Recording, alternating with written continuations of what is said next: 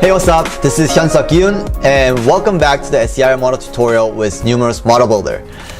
In this tutorial, we're going to now add stochasticity to our discrete model and be able to capture the randomness of the nature of a population. Kriti is going to help us go through the model again, so let's go ahead. Kriti? Hey everyone! So in this video, we will now be looking at a stochastic SEIV disease model. Now, there are a couple sets of equations in the paper that talk about the stochastic equivalent of the discrete deterministic. I suggest that if you're confused with the mathematics behind this model, it's best to refer to the paper. Now, there's just one new thing. Before I go to this, before I talk about this, let's kind of review a few other things. So we have all these different terms, and we can think about them as variables.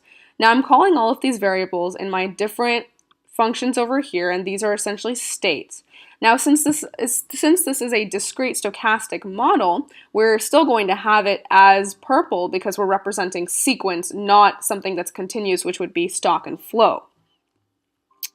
All right, and then we have obviously our two outputs. If you're unsure about what's going on with the graph and the table, strongly suggest that you go back to even just the first video, which talks exactly about these two items.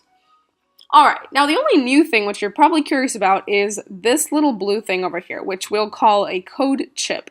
Now if you go to the left, we have added in, so I've added in a code chip. I basically typed in stochastic and I hit a plus. And the reason that you add them this way and then drag them out like this onto this platform is so that you can use it multiple times. So I've named this stochastic 0 because if I have a stochastic 1, I can drag it from the same code chip and just name it a different thing and use it in the platform. Code chips essentially integrate the method's inputs and outputs, as I've kind of demonstrated over here, via connections to the rest of the flow diagram. So they can compute sets of data outputs, or they can define the function usable in other components. And that was what I was explaining earlier about renaming it multiple times. It can also actually be exported for reuse in other projects, I believe, but we won't be doing that here. Now the way you add, so if I right click, here is all my code for /mathematics for what's going on in the code chip. The way to add inputs and outputs is literally by typing them in. So if I typed in V and hit a plus, V would show up here, and that would indicate that V is one of the variables coming into this equation. This code chip, my apologies. Now, same thing with outputs.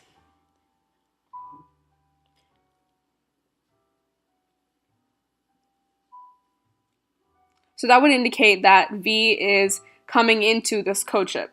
Now, same with my outputs. I just type in, if I have a UE, type in UE, hit a plus, goes in as my output. All right, now it looks like we have our model set up. I have my N over here, including everything, graphs, all my 4 stages of disease, got my beta, my tau. So let's go ahead and launch this. Now, this is a discrete, so I have a discrete here. My time interval is relatively arbitrary. I've just chosen 0 to 40 just to kind of show you what our model looks like. Now, if I hit a run or launch, and let's expand this so we can see. Okay, so everything's checked. I got my time interval. Let's hit a run and see what happens. Cool. Nice, okay, so here's the table, oopsies, table outputting all these values for me, and here is what my model looks like in a graph format.